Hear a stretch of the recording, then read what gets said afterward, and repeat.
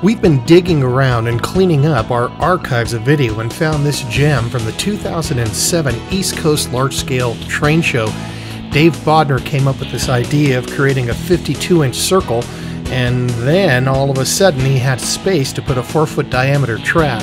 He created some electronics and some different types of brass rings to use as the way to get power to the track so that the wires wouldn't get all messed up, and came up with probably one of the most interesting things, because you can control the speed of the train and you can also control the speed of the thing it's riding on. I don't know, what is that, a moving table, a lazy Susan?